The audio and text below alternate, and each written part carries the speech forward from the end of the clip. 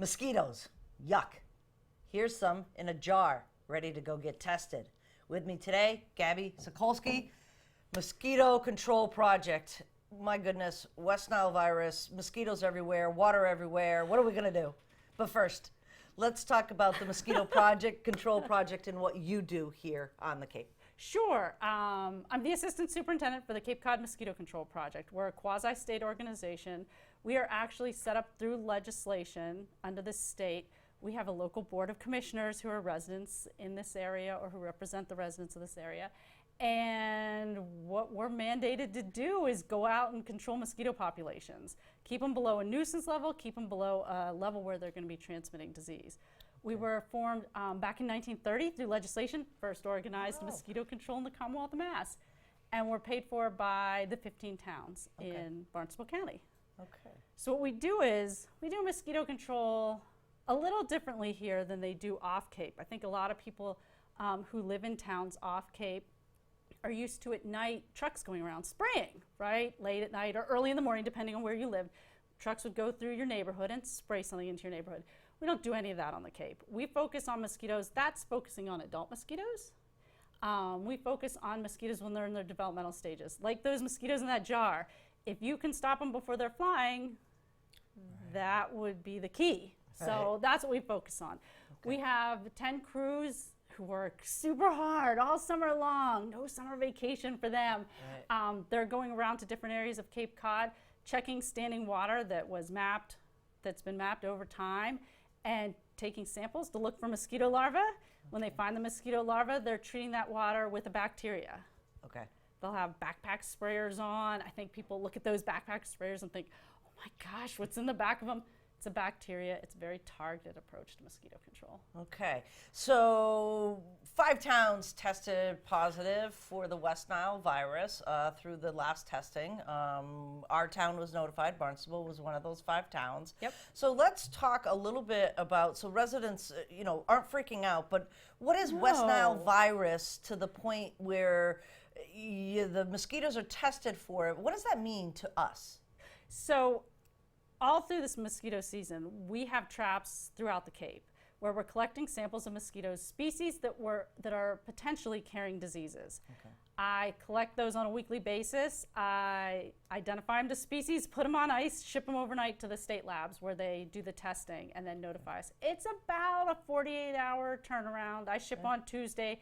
By Thursday afternoon, we have results. They like to test them a few times to make sure that their results are accurate before they release the information. West Nile virus, 14 samples on the Cape, 5 towns in 1 week is unprecedented. Okay. So lots of rain, or it is. It's not lots of rain. It's that we get little bits of rain. So if we kept getting rain constantly, lots of rain, everything would keep flushing out. Like that pickle jar full of mosquito larvae. Mosquitoes develop in standing water. Right. So if you can imagine you have a bucket in your backyard or a tarp, that's a classic. Tarp over something in your backyard. If it keeps raining, that water keeps getting flushed out. What has happened this summer is that it rains and then it doesn't rain for a number of days. And mosquitoes can go from the egg stage to flying adults in about a week this time of year. So if that water sits for a week, you've got flying adults.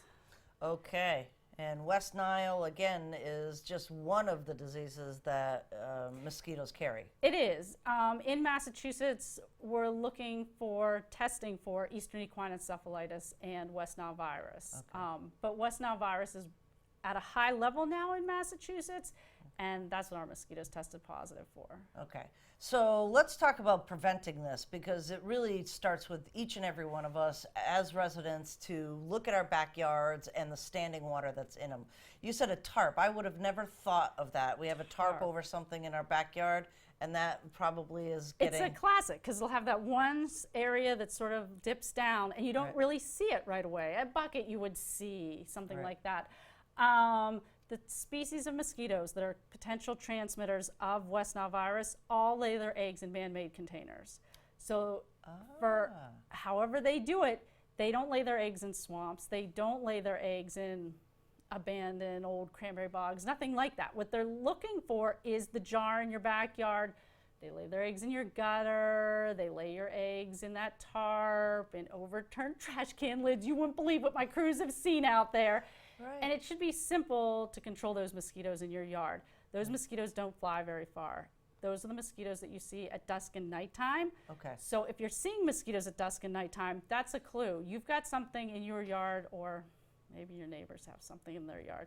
People always call because they're sure it's their neighbors who have something in their yard. Yes. Okay. So the best thing you can do is go around your yard and empty out those containers at least once a week. Make sure that you're doing that.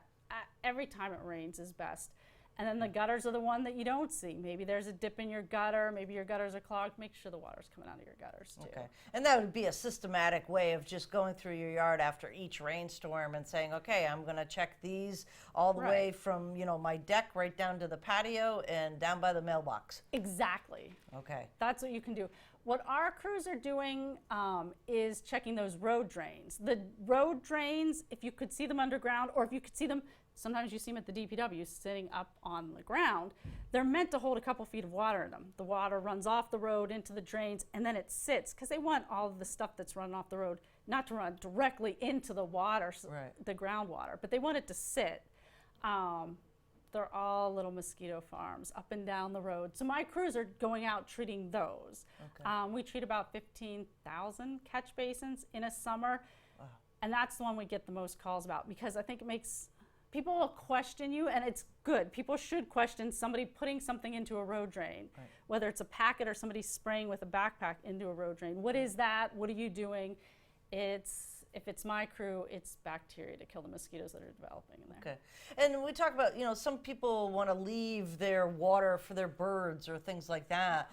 Is there things that you can treat your water with that would kill that for, regular homeowners? First of all, if you just clean out your bird bath once a week, you should have no problem. Great. I know my bird bath, it's a mess if I don't clean it out once a week.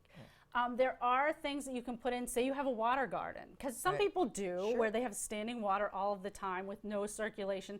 They actually sell the bacteria that we use. It's Bacillus thuringiensis israelensis, BTI. And if you look at the packaging for the mosquito dunks and things like that, it actually has that as an active ingredient. I know that there's a product called Mosquito Dunks that look like little donuts. Okay. That's exactly the stuff that we use. You can put it in there and it'll slow release that bacteria and kill your mosquitoes. Okay. And that's for, standing ponds that you would have as a water garden or something like that. Or you could put fish in it. They eat mosquitoes. There you go, right? You can make it a fish pond instead. You can make it a fish pond instead. What else do you want residents to know about, one, the diagnosis of West Nile virus being tested here on the Cape, and two, how to protect themselves? I think, again, that 14 samples coming back positive, 5 towns, I think 6 of those samples were in the town of Barnstable, is unprecedented. That is a lot of West Nile virus in the mosquitoes. I think people should take precautions. It's never good to be bitten by a mosquito, right? Going around your yard helps you and your neighbors to not have mosquitoes. If you want to be outside and there are mosquitoes biting you, you can use a repellent. Look at the label. Make sure it has an EPA registration number on the label, because that means it's been tested effective and safe to use on your skin. Okay. I know that there's a lot of talk about preventing tick bites here, and I know a lot of people are already educated on that. The same products that prevent ticks from biting you also repel mosquitoes. So any of those things. Would Promethean be one of those? Yes, yes. So you could treat your clothing before they bite you. Definitely. You don't want, mosquito bites are never good. That's what I'm saying. Excellent. So, yeah, and I would say that people shouldn't be overly concerned. They should just be vigilant. I think people should be vigilant in summertime with mosquitoes, no matter what's going on. Right. West Nile virus should be assumed to be here, whether I'm saying it or whether the tests are showing it or not. This may be looking at levels. If people are interested in finding out exactly what's going on in their town, the State Department of Public Health has a website, mosquitoresults.com. It's easy to remember. It is. And you can go to that website and click on your town and see what's testing positive. It'll also show you, the risk of transmission of the disease in your town. West Nile virus, when you look at the statistics, about 80% of the people who are exposed to the disease don't show symptoms. Another 20% show some sort of symptoms, ranging from mild to severe. And it doesn't, in a way, that doesn't sound like a lot. But the people who are most likely to have severe symptoms from this are people who are, 50, 60, older. And I think here on Cape Cod, that's a lot of our population. And so that definitely concerns me. They talk about it being a small percentage, but I think here we're a little more vulnerable to something like that. Right. So let's get rid of the standing water. Definitely. Right? That's the be best thing you can do. vigilant and put protection on before you go out at dawn or dusk. Those runners out there. So Exactly. that's tough. But really, standing water, folks, get rid of it in your yard. Definitely. Thank you so much. Oh, thank you.